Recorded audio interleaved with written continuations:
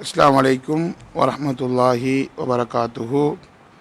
அல்ஹம்துலில்லாஹி ரப்பில் ஆலமீன் வஸ்ஸலாத்து வஸ்ஸலாமு அலா அஷ்ரஃபில் அன்பியாஇ வல் முர்சலீன் சய்யிதினா வ ஹபீபினா முஹம்மதின் வ அலா ஆலிஹி வ அஸ்ஹாபிஹி அஜ்மஈன். அம்மா பாத். ஃபகத் கால அல்லாஹு தஆலா ஃபீ மஹ்கமித் தன்ஸீல் வல் ஃபுர்கானில் மஜீத் பஅத அஊது பில்லாஹி மினஷ் ஷைத்தானிர் ரஜீம். பிஸ்மில்லாஹிர் ரஹ்மானிர் ரஹீம். يا أيها الذين آمنوا كتب عليكم الصيام كما كتب على الذين من قبلكم لعلكم تتقون. صدق الله مولانا العظيم. என்னுடைய அகில இலங்கை ஜமியத் உலமா கல்முனை கிளை ஏற்பாடு செய்யப்பட்டிருக்கும் இஃப்தார் நற்சிந்தனையில் இரண்டாம் நாளில் நாம் இரண்டாவது நோன்பில் இருக்கிறோம். இந்த நோன்பில் நோன்புடைய சட்டதிட்டங்களை படிப்பது நம் மீது கட்டாய கடமையாக இருக்கிறது. ஸல்லல்லாஹு அலைஹி வஸல்லம் அவர்கள் ஒரு இபாதத் ஒன்று செய்யும் போதோ, அது ஹஜ்ஜாக இருக்கலாம், உம்ராவாக இருக்கலாம், அது தொழுகையாக இருக்கலாம், அந்த தொழுகையுடைய ஒவ்வொரு முறைகளையும் சஹாபாக்களுக்கு ஸல்லல்லாஹு அலைஹி வஸல்லம் அவர்கள் கற்றுக் கொடுத்தார்கள். அந்த அடிப்படையில் தான் நாம் தற்போது இருக்கக்கூடிய நோன்புடைய சட்டதிட்டங்களை நாம் அறிந்து, இந்த நோன்பை நாம் எப்படி பாதுகாத்து கொள்வது, இந்த நோன்பில் எவைகளை செய்வதன் மூலமாக நோன்பு பாத்திலாகும் என்பதையெல்லாம் நாம் அறிந்திருப்பது ஒவ்வொரு முஸ்லீம் மீது, ஆண்கள் பெண்கள் மீது கட்டாய கடமையாகும். ஸல்லல்லாஹு அலைஹி வஸல்லம் சொன்னார்கள், தலபுல் இல்ம் ஃபரீதத்துன் அலா குல்லி முஸ்லிமின் வ முஸ்லிமத்தின். இல்மை தேடுவது, சந்தர்ப்பத்துடைய அறிவை தேடுவது. அல்லாஹ் எனக்கு நோன்பு விதியாக்கி இருக்கிறது, எனக்கு விதியாக்கப்பட்டிருக்கிறது என்றால் அந்த நோன்புடைய சட்டதிட்டங்களை படித்து கொள்வது நாம் அனைவர்கள் மீதும், வாஜிபான அனைவர்கள் மீதும் கட்டாய கடமையாகும். அந்த அடிப்படையில் தான் நோன்பு அஸ்ஸௌம், அரபியில் சௌம் என்பார்கள், சியாம் என்பார்கள். நோன்பு என்பதின் அர்த்தம் அல் இம்சாக், அதாவது தவிர்ந்து கொள்ளுதல், தவிர்த்து நடத்தல் என்பதுதான் நோன்புடைய அர்த்தமாகும். ஆனால் ஷரியத்தில் நாம் நினைத்திருக்கக்கூடிய நோன்பென்றால் அதனுடைய அர்த்தம் ஃபஜ்ர், சூரியன் உதயமானதிலிருந்து சூரியன் மறையும் வரைக்கும் நோன்பை முறிக்கக்கூடிய காரியங்களில் இருந்து அந்த நோன்பை பிடிக்கும் நேரத்தில் நீயத்தை வைத்தவராக ஒரு முஸ்லிமான ஒருவர், பருவ வயதை அடைந்த ஒருவர், நோன்பின் மீது நோன்பை பட்டணி இருப்பது சக்தியுள்ள ஒருவர், பெண்கள் என்னும் ரீதியில் நிஃபாஸ், ஹைத், மாதவிடாய், மகப்பேறு இரத்தம் இல்லாத பெண்களாக இருக்கக்கூடியவர்கள், மேலே சொன்ன அவ்வளவு விடயத்துடனும் நோன்பை முறிக்கக்கூடிய காரியங்களிலிருந்து தவிர்ந்து கொள்வதற்கு பெயர் ஷரியத்தில் நோன்பென்பதாகும். சுருக்கமாக சொல்ல போனால், சூரியன் உதயமானதிலிருந்து சூரியன் மறையும் வரைக்கும் நோன்பை முறிக்கக்கூடிய காரியங்களிலிருந்து தவிர்ந்து கொள்வதற்கு பெயர் நோன்பாகும். நான் சொன்ன இந்த நோன்புடைய அர்த்தத்தை வைத்து சிலர்களுக்கு நோன்பு விதியாக்கப்பட மாட்டாது, அவர்களுக்கு நோன்பு கடமை கிடையாது. அதில் ஒருவர் தான் சிறுவர்களுக்கு நோன்பு கடமை கிடையாது, காஃபிர்களுக்கு நோன்பு கடமை கிடையாது, புத்தி பேதளித்த ஒரு பைத்தியக்காரருக்கும் நோன்பு கடமை கிடையாது. அதே போன்றுதான் காதிரின் அல சியாம், சக்தியுள்ள ஒருவருக்குத்தான் நோன்பு கடமையாகும் என்ற ரீதியில் வயதாளியாக இருக்கிறார், அதிகமாக வயசு சென்று நோன்பை பிடிப்பதற்கு சக்தி இல்லாமல் இருக்கக்கூடிய ஒருவர். இரண்டாவது, நோயாளியாக இருக்கிறார். எப்படியான நோயாளி? நிரந்தர நோயாளி. அவருக்கு அந்த நோய் சுகமாகுமா என்பது தெரியாது.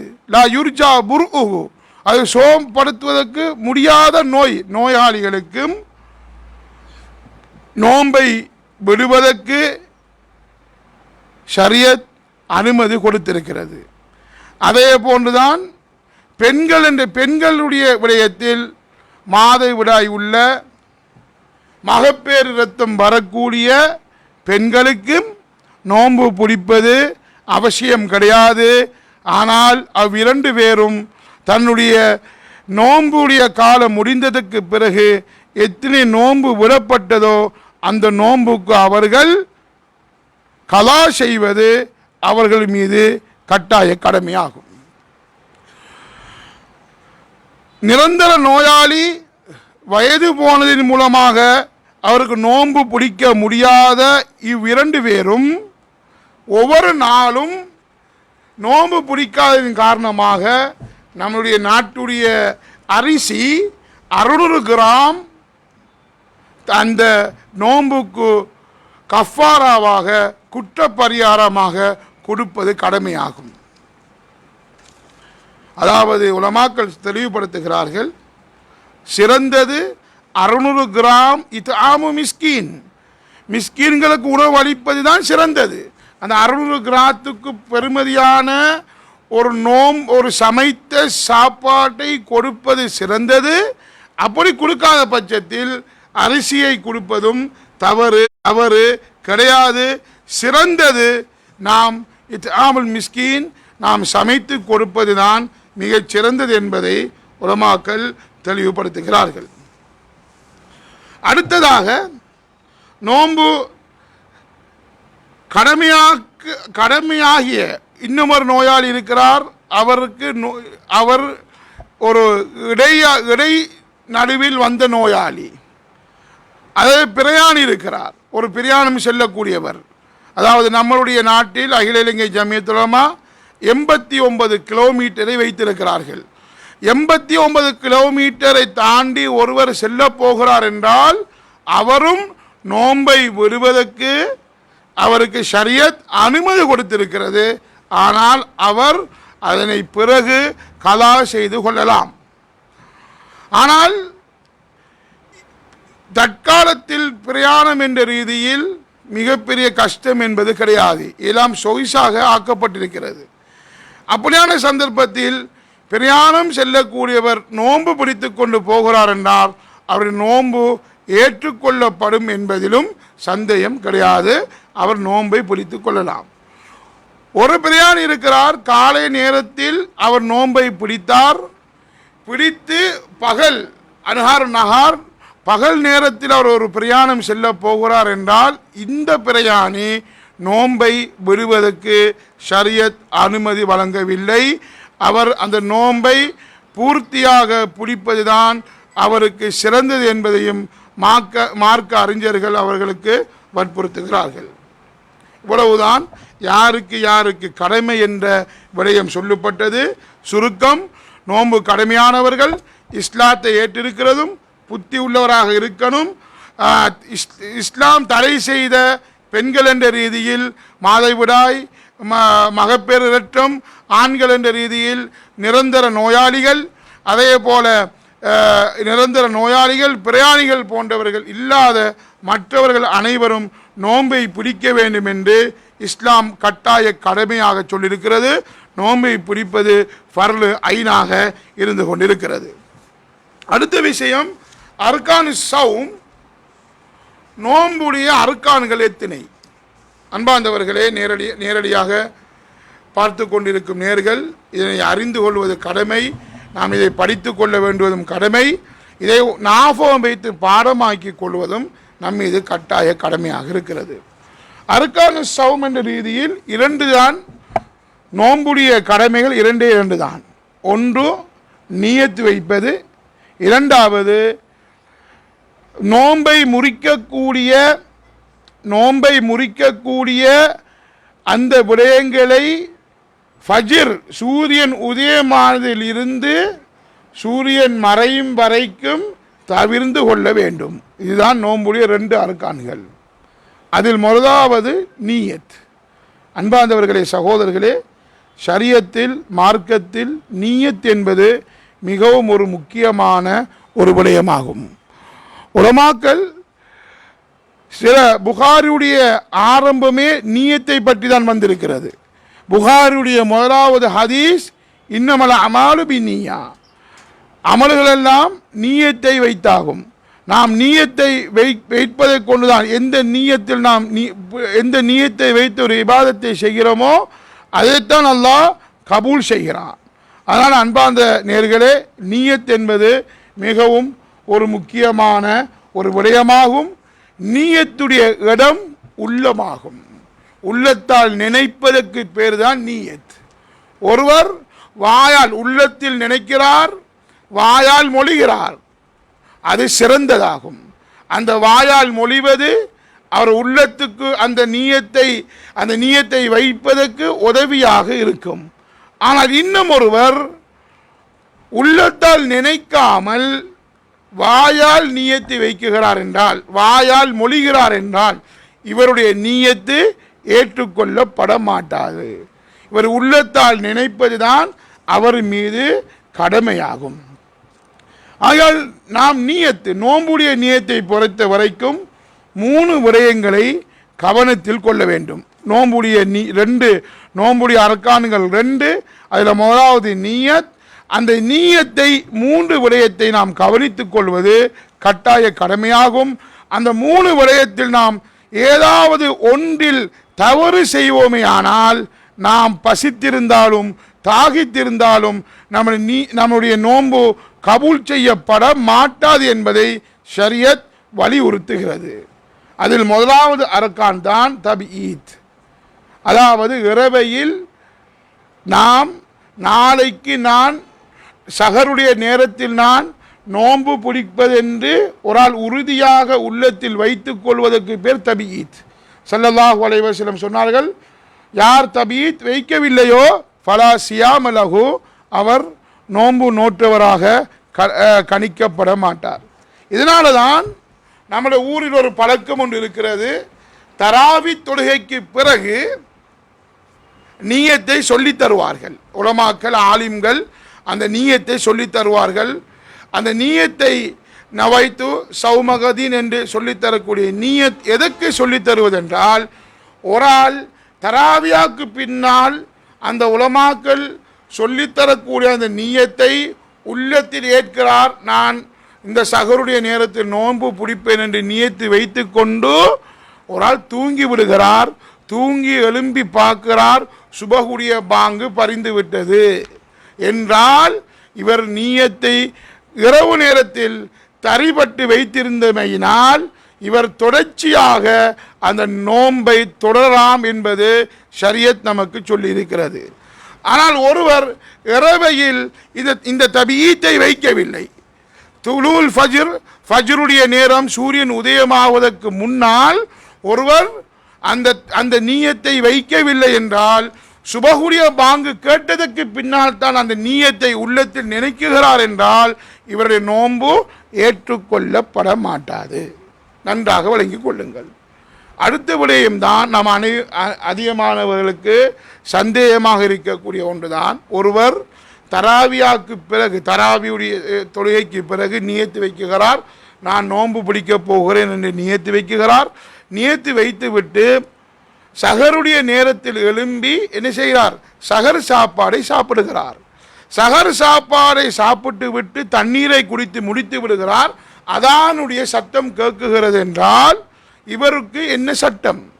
இவர் இரவு நேரத்தில் நான் நோன்பு பிடிப்பேன் என்று நியத்தி வைத்தமையினால் இவர் தண்ணீர் குடித்ததற்கு பிறகு அதான் சொல்லப்படுகிறது என்றால், இவருடைய நோன்பை இவர் தொடராக கொண்டு போகலாம். இவருடைய நோன்பு பாத்திலாக மாட்டாது. நம்ம அதிகமானவரத்தில் ஒரு டவுட் ஒன்று இருக்கிறது. கடைசியாகத்தான் நியத்தை வைக்க வேண்டும். நியத்தை வைத்தால் அதற்கு பிறகு எந்த ஒன்றையும் சாப்பிடக்கூடாது என்று சிலர்கள் அதன் பிரகாரம் இது இன்று வரைக்கும் வாழையடி வாழையாக அதை செய்துவிட்டு வருகிறார்கள். அது தவறு. ஒரு ஆள் நியத்து வைத்ததற்கு பிறகு இரவு நேரத்தில் தபீத் பண்ணினதுக்கு பிறகு சாப்பிடுகிறார் என்றால் சாப்பிட்டதுக்கு பிறகு மீண்டும் ஒரு நியத்தை வைக்க வேண்டும் என்பது கட்டாயம் கிடையாது. இது நியத்தில் முதலாவது தபீத் செய்வது கட்டாய கடமையாகும். இரண்டாவது நியத்துடைய இரண்டாவது நோன்பு பிடிக்கக்கூடியவர் அந்த நியத்தில் வர வேண்டியதில் இரண்டாவது தயீன், அதாவது குறிப்பாக்க வேண்டும். அதாவது ஃபர்து ரமதான் மாதத்துடைய நோன்பை பிடிக்கிறேன். ஒரு ஆள் இவ்வாறு நியத்து வைக்கிறார், நோன்பு பிடிக்கிறேன் என்று மட்டும் நியத்து வைக்கிறார்.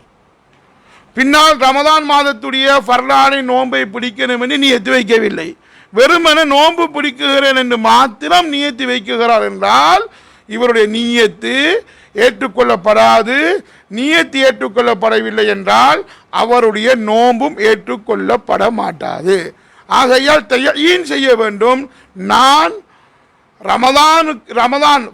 ரமதான் மாதத்துடைய ஃபர்லானை நோன்பை பிடிக்குகிறேன் என்று நியத்து வைத்துக் கொள்வது கடமையாகும். அவர் சுருக்கம் என்னவென்றால், ஒருவர் இரவு நேரத்தில் நியத்தை வைக்க வேண்டும். தூங்கியதற்கு முதலும் நாம் தராவி தொழுதற்கு பின்னால் தூங்குகிறோம், தூங்கியதற்கு முன்னால் நாம் நியத்தை வைக்குகிறோம். நான் இன்றைக்கு நோன்பு பிடிப்பது என்று நியத்து வைக்குகிறோம். நியத்தை வைத்து விட்டு நாம் எழும்புகிறோம். ஃபஜ்ருடைய பாங்கு கேட்குகிறது என்றால் இவர் தொடர்ச்சியாக நோன்பை கொண்டு போகலாம். இரவு நேரத்தில் அவர் நியத்தை வைக்கவில்லை என்றால் இவர் உதாரணமாக இரவு நேரத்திலும் அவர் நியத்தை வைக்கவில்லை, சகரு நேரத்தில் எழும்பி சாப்பிடுகிறார். சாப்பிட்டு விட்டு சாப்பாடு முடிந்தவுடன் நியத்தை வைப்பதற்கு முதல் பாங்கு அதான் சொல்லிவிட்டது என்றால் இவருடைய நோன்பும் கபூல் செய்யப்பட மாட்டாது. நன்றாக வழங்கிக் கொள்ளுங்கள். ஆகையால் நியத்து வைக்கக்கூடிய நேரத்தில் நான் சின்ன நியத்து தான், நான் ரமலான் மாதத்துடைய ஃபர்லானை நோன்பை பிடிக்குகிறேன் என்று வைத்தால் மாத்திரம் போதுமானது.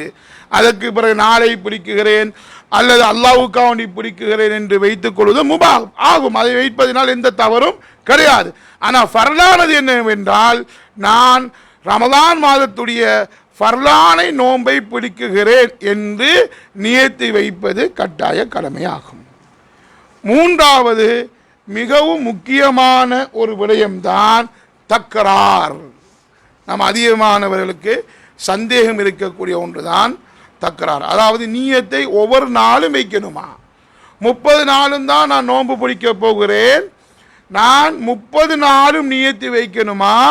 அல்லது ஒரு நாள் முதலாவது நோன்பில் நான் சஹருடைய நேரத்தில் நியத்து வைக்கிறேன், யா அல்லாஹ் நான் இந்த ரமதான் மாதத்தில் 30 நோன்பையும் பிடிக்குகிறேன் என்று நியத்து வைத்தால் போதுமா என்று இந்த சந்தேகம் நம் அதிகமானவரத்தில் இருக்குகிறது.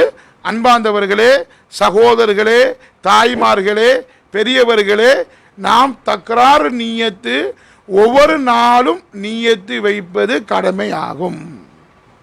ஏனென்றால் ஒவ்வொரு நோன்பும் தனிப்பட்ட இபாதத்தாகும். தனிப்பட்ட இபாதத்தில் தனித்தனியாக நியத்து வைப்பது கடமையாகும்.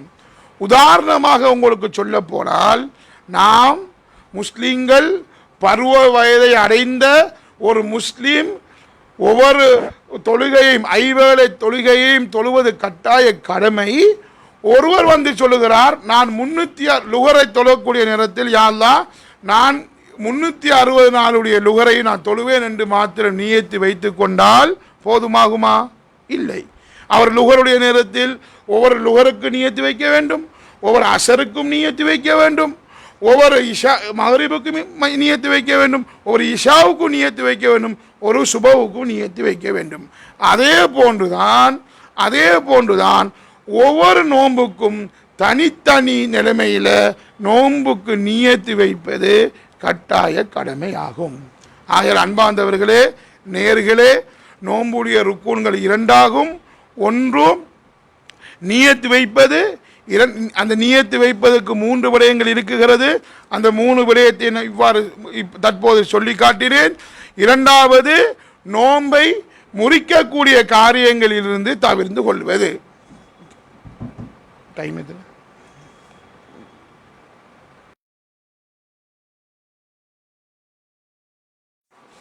அப்ப நோன்பை முறிக்கக்கூடிய காரியங்கள் இன்ஷா அல்லாஹ் நாளைக்கு அதை தொடர்வோம். ஏன்னால் நோன்பை முறிக்கக்கூடிய காரியங்கள் அதிகமானது இருக்கிறது, நேரம் போதாமல் இருக்கிறது. அதுக்கடையில் இன்னும் சில விடயங்கள் அதிகமானவர்கள் கேட்கக்கூடிய சில விடயங்களை மாத்திரம் இன்று சொல்லி முடிக்குகிறோம். நாளை இன்ஷா அல்லாஹ் ஏனைய நோன்பை முறிக்கக்கூடிய காரியங்கள் சொல்லப்படும். அப்படி நீங்கள் நினைக்கக்கூடிய காரியங்கள் சொல்லப்படவில்லை என்றால் அகில இலங்கை ஜமியத் உலமா கல்முனை கிளைக்கு நீங்கள் உங்களுடைய சந்தேகங்களை கேட்டால், அல்லது எங்களுடைய அகில இலங்கை ஜமியத் உலமா ஸ்ரீலங்காவுடைய ஹெட் ஆஃபீஸும் கூட ஒரு நம்பரை போட்டிருக்கிறார்கள், அதுக்கும் உங்களை சந்தேகங்களை கேட்டுக்கொள்ளலாம். அப்படி இல்லை என்றால் அகில இலங்கை ஜமியத் உலமாவுடைய தலைவர், செயலாளர், பொருளாளர் இருக்கிறீர்கள், அவங்களிடத்தில் உங்களுடைய சந்தேகங்களை ஏனைய உலமாக்களிடத்தில் நீங்கள் சந்தேகத்தை கேட்டுக்கொண்டால் அதிலையும் நாங்கள் பூர்த்தி செய்து உங்களுடைய சந்தேகங்களை தீர்த்து வைப்போம். அந்த அடிப்படையில் சில முக்கியமான விடயத்தை மாத்திரம் சொல்லுகிறேன். நாம் அதிகமானவர்களுக்கு இருக்கக்கூடிய ஒரு டவுட், பிரெக்னென்ட் உள்ள ஒரு பெண்மணி நோன்பை எப்படி பிடிப்பது, அதே போல் பாலூட்டக்கூடிய தாய் எப்படி நோன்பை பிடிப்பது என்று சொல்லக்கூடிய அதிகமான டவுட்டுகள் அதிகமானவர்கள் கோல் எடுத்து கேட்டார்கள். அந்த அடிப்படையில் இந்த இரண்டு பேருக்கும் இரண்டு சட்டங்கள் இருக்கிறது. இவர்கள் விரும்பினால் ஒவ்வொரு பெண்களையும் அல்லாஹ் ஒவ்வொரு விதத்தில் படைத்திருக்கிறான். தைரியம் இருக்கிறது, நான் நோன்பை பிடிக்கக்கூடிய சக்தி என்னிடத்தில் இருக்கிறது, என்னிடத்தில் வேறு எந்த ஒரு பிரச்சனையும் இன்னைக்கு வரமாட்டாது. நான் வைத்தியரும் சொல்லியிருக்கிறார், நீங்கள் நோன்பு பிடிப்பதனால் உங்களுக்கு எந்த ஒரு பாதிப்பும் கிடையாது என்று சொல்லப்பட்ட இந்த இரண்டு பெண்களுக்கும் சொல்லப்பட்டிருக்கிறது. பாலூட்டக்கூடிய தாய்க்கும் பிரெக்னென்ட்டான பெண்கள் அந்த பெண்ணுக்கும் சொல்லப்பட்டால் அவர்கள் நோன்பை பிடிப்பதில் எந்த ஒரு தவறும் கிடையாது. அல்லாஹு தாலா நோம்பில் ஷிஃபாயை வைத்திருக்கிறான், சிஹத்தை வைத்திருக்கிறான். அல்லாஹு தாலா ஒரு காலமும் நோம்பில் நோன்பு பிடிப்பதினால் எங்களுக்கு நோய் வந்துவிடும் அல்லது எங்களுடைய உடம்பு பலகீனம் அடைந்துவிடும் என்று சிலர்கள் நோன்பை பிடிக்காமல் இருக்கிறார்கள்.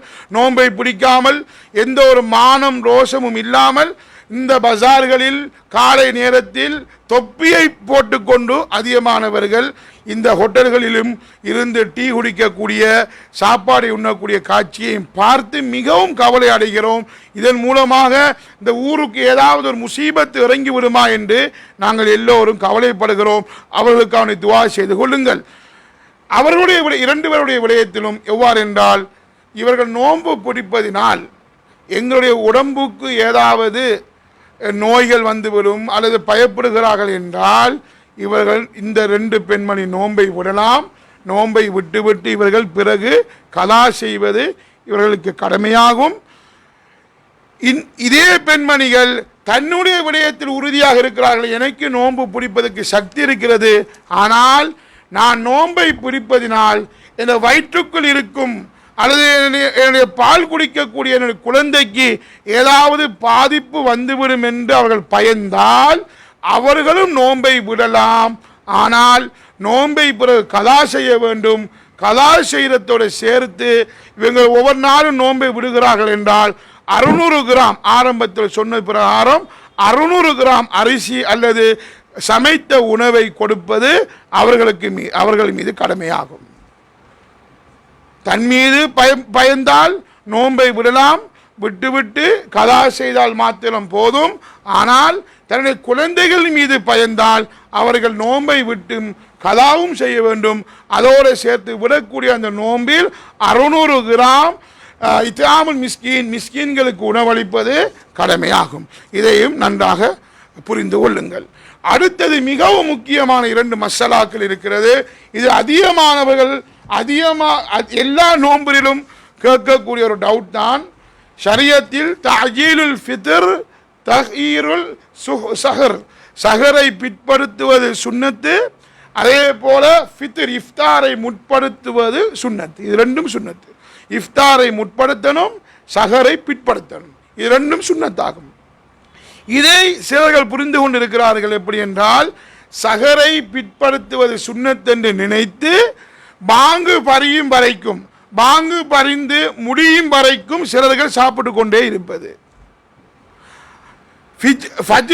இஃப்தாரை முற்படுத்த வேண்டும், இஃப்தாரை முற்படுத்துவது சுன்னத் என்று சொல்லப்பட்டிருக்கிறது. ஆனால் சிலர்கள் என்ன செய்யறா, பாங்கு பறிகிறதுக்கு 5 நிமிடத்துக்கு முன்னால் அல்லது 2 நிமிடத்துக்கு முன்னால் நோன்பை திறப்பது. அன்பார்ந்தவர்களே, இந்த இரண்டும் தவறான ஒரு விடயம். இந்த 2 விடயத்தையும் நீங்கள் செய்து நோன்பு பிடிப்பீர்களானால் 10 மணித்தியாலம் 12 மணித்தியாலம் நீங்கள் தாகித்து பசித்திருக்க போறீர்கள். அந்த தாகித்திருந்தரும் பசித்திருந்ததும் மாத்திரம்தான் உங்களுக்கு கிடைக்குமே ஒழிய நீங்கள் நோன்பு பிடித்த நோன்பாளியாக மாற மாட்டீர்கள். நோன்பாளிகளுக்கு சொல்லப்பட்ட அந்த சிறப்புகள் அந்த விடயங்கள் எந்த ஒன்றும் இவர்களுக்கு கிடைக்க மாட்டாது. அப்படி என்றால் இதனுடைய விளக்கம் என்ன என்றால், சஹரை பிற்படுத்துங்கள் என்பதற்குரிய அர்த்தம் என்னவென்றால், ரசூலுல்லாஹி ஸல்லல்லாஹு அலைஹி வஸல்லம் உடைய காலத்தில் மஸ்ஜித் நபவியில் 2 முஅத்தின்மார் இருப்பார்கள். இப்போ சில ஊர்களில் நடந்து கொண்டிருக்கிறது, சில பள்ளிவாசல்கள் நடந்து கொண்டிருக்கிறது. குறிப்பாக மதரசாக்களில் இது நடக்கும். அதாவது தஹஜ்ஜுடைய நேரத்தில் ஒரு பாங்கு சொல்லப்படும். இரண்டாவது சுபஹுடைய நேரம், சுபஹுடைய தொழுகை ஃபஜ்ர் உதயமான நேரத்தில் சுபஹுடைய நேரத்துக்கு ஒரு அதான் சொல்லப்படும். 2 அதான்கள் சொல்லப்படும். இந்த நேரத்தில் முதலாவது அதான் சொல்லப்படுற நேரத்தில் நாம் சாப்பிடுவதில் எந்த குற்றமும் கிடையாது, நாம் சாப்பிட்டு கொள்ளலாம். தஹஜ்ஜுடைய நேரத்தில் சொல்லப்படக்கூடிய அதான். இரண்டாவது அதான் சொல்லப்படுவதற்கு முன்னால் நாம் சாப்பாட்டை நிப்பாட்டி கொள்ள வேண்டும். ஸல்லல்லாஹு அலைஹி வஸல்லம் அவர்கள் நம்முடைய சஹர் நேர அந்த அந்த தொழுக அட்டவணையில் ஒன்று போட்டிருப்பாங்க. சஹர் முடிவண்டு ஒன்று போட்டிருப்பாங்க. சிலாக்கள் கேட்குற என்னண்டா, சஹர் முடிவண்டு ஷரியத்தில் இருக்கா மார்க்கத்தில் இருக்கான்னு சிலாக்கள் கேட்குற. அந்த முந்தைய உலமாக்கள் என்னத்துக்கு அப்படி போட்டாங்கன்னு சொன்னால், ஸல்லல்லாஹு அலைஹி வஸல்லம் அவங்க ஃபஜ்ருடைய பாங்கு கேட்குறதுக்கும் சஹர் நேரத்துக்கு மத்தியில் 50 ஆயத்து ஓதக்கூடிய அளவுக்கு இடைவெளி விடுவாங்க. இப்போ ஃபஜ்ருடைய எக்ஸாம்பிள் வச்சுக்கொள்வோம். 5:17க்கு நம்மளுக்கு பாங்குன்னு வச்சுக்கொண்டா நம்ம 5:15 வரைக்கும் சாப்பிடலாம், எந்த ஒரு தப்பும் இல்லை. 5:15க்கு பிறகு நியத்தை வச்சுக்கொண்டா நோன்பு ஓகே. ஆனால் ஸல்லல்லாஹு அலைஹி வஸல்லம் என்ன செய்வாங்கன்னா, அந்த ஃபஜ்ருடைய நேரத்துக்கும் இந்த சஹருடைய நேரத்துக்கும் 50 ஆயத்து ஓதக்கூடிய அளவுக்கு இடைவெளி விடுவாங்க. அதனால தான் நம்முடைய முந்தைய உலமாக்கள் என்ன செஞ்சாங்கன்னா, சஹர் முடிவண்டு ஒரு 10 நிமிடத்துக்கு முன்னால் முந்தி சஹர் முடிவண்டு போட்டாங்க. என்னத்துக்குன்னு சொன்னால், நம்ம மக்கள்கள் பாங்கு வரைக்கும் சாப்பிட்டா நோம்பு முறிஞ்சிரும். அதனால் இந்த மக்களை இந்த இதில் இந்த தவிர்ந்து கொள்வதற்கு சஹர் முடிவுங்கிறத ஒன்று போட்டு அவங்கள தடை செய்வோம் என்பதற்காக வேண்டி தான் அவ்வாறு போட்டிருக்கிறார்கள். ஆகையால் சஹரை நாம் ஒரு 10 பாங்கு வர்றதுக்கு ஒரு பேணுதலுக்காக ஒரு 10 நிமிடத்துக்கு முன்னால் நம்ம சஹரை சாப்பிட்டு முடித்துக் கொள்வது சிறந்தது. சிலர்கள் என்ன செய்யணும்னா, தூங்குறதுக்கு முன்னால் சுபஹுவின் தொழுகிறல தஹஜ்ஜுத்தின் தொழுகிறல தராவி தொழுது தூங்குறதுக்கு முன்னாலே சஹரை செஞ்சுட்டு படுக்கிற. நோன்பு கபூல் செய்யப்படும். அவர் நியத்து வச்சுட்டு படுத்தாருன்னா நோன்பு கபூல் செய்யப்படும். ஆனால் ஸல்லல்லாஹு அலைஹி தஸஹரு, நீங்கள் சஹருடைய நேரத்தில் எழும்பி தஹஜ்ஜுடைய நேரத்தில் எழும்பி நீங்கள் சஹர் செய்யுங்க, அதில் பரக்கத் இருக்குகிறது என்று ஸல்லல்லாஹு அலைஹி வஸல்லம் அவங்க சொல்லியிருக்கிறாங்க. அதனால் நாம் கடைசி நேரத்தில் நாம் சஹர் செய்வது, அதாவது தஹஜ்ஜுடைய நேரத்தில் நாம் சஹர் செய்வது மிகவும் சிறந்ததாகும். அது ஒரு விடயம். இரண்டாவது, இஃப்தாரை முற்படுத்துவது சுன்னா. இஃப்தாரை முற்படுத்துவதுன்னா 5 நிமிஷத்துக்கு முன்னால் நோன்பு திறக்கிறது அல்ல, விளக்கம். மகரிபுடைய பாங்கு சூரியன் மறைஞ்சிட்டு இதான் சில ஊர்களில் பாங்கு சொல்லப்படுற சத்தம் கேட்க அவங்க எதை பார்த்து எடுப்பாங்கன்னு சொன்னால், சூரியன் மறைகிறதை வச்சு.